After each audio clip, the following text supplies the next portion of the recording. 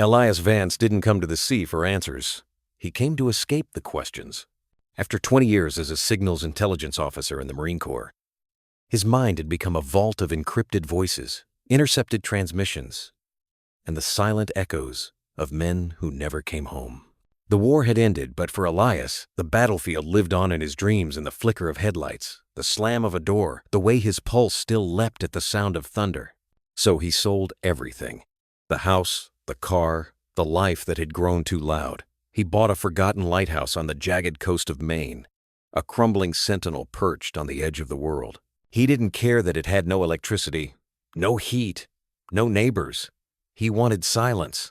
He wanted to forget. And with him, always, was Ghost. Not a ghost at all, but a dog. A 6-year-old German shepherd with a coat like storm clouds and eyes the color of old amber. Ghost had been with Elias since his last tour, a silent companion who never flinched at night terrors, who would press his weight against Elias's side when the nightmares came. He wasn't just a pet, he was a brother in arms. The drive to Point Judith was long, winding through pines and granite cliffs. Elias gripped the wheel, jaw tight, while Ghost sat beside him, ears twitching at every unfamiliar sound. When they arrived, the lighthouse loomed like a forgotten tomb gray stone. Broken windows, a lantern room dark against the bruised sky. The realtor, Mr. Henderson, handed over a brass key with a shrug. "It's been empty for 30 years. Good luck." That first night, Elias lit a single lantern. The wind howled through the cracks. The waves roared below. And Ghost, calm, steady Ghost, paced the floor, whining softly, his nose pressed to a loose floorboard near the base of the spiral stairs. "Easy, boy," Elias murmured.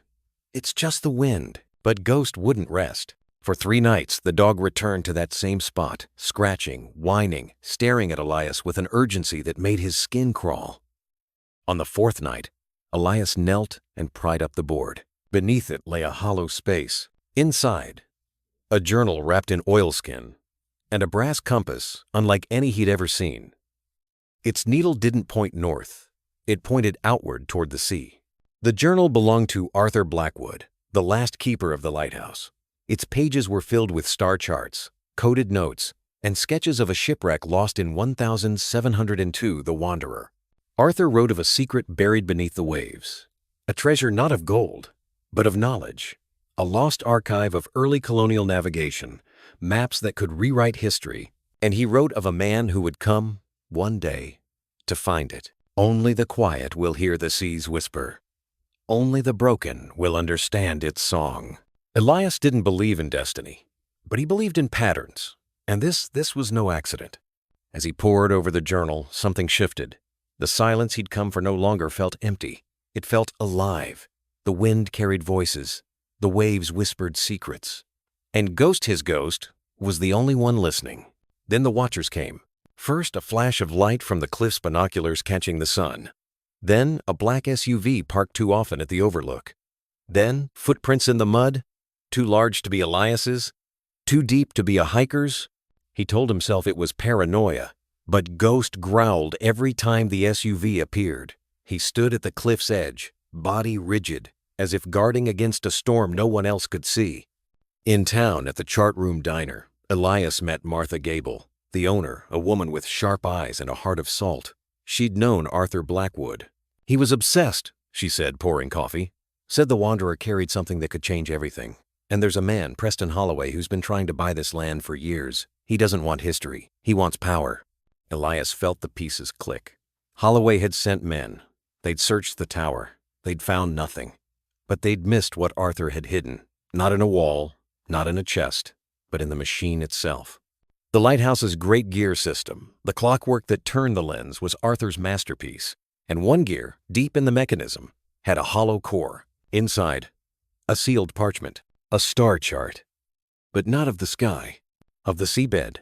Arthur had mapped the ocean floor, disguising reefs as constellations, currents as comets. The compass, Elias realized, was a key. On the winter solstice, when the moon's angle aligned with the lighthouse beam, the light would project the map onto the waves. The treasure was real, and Holloway knew. That night, the attack came. Not one man, but 3.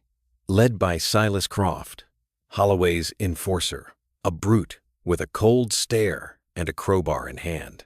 But they didn't expect a soldier. They didn't expect a dog. Ghost struck first, lunging from the dark, clamping onto Croft's arm. Elias followed, tire, iron in hand, moving with the precision of a man who'd fought in shadows before. The fight was brutal, short, and decisive. They left Croft tied up on the stone floor, but Elias knew it wasn't over. When the sheriff arrived, he warned, "Holloway owns the courts. You can't win this alone." So Elias didn't fight alone. He called Martha. She called her nephew, Ben Carter, a sharp, idealistic lawyer who saw not just a salvage claim, but a justice claim. They struck fast. By dawn, a legal salvage claim for the wanderer was filed. Evidence of harassment, trespassing, and assault was documented.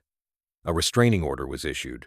And when Holloway launched his final assault, storming the Lighthouse with armed men, the police were already waiting.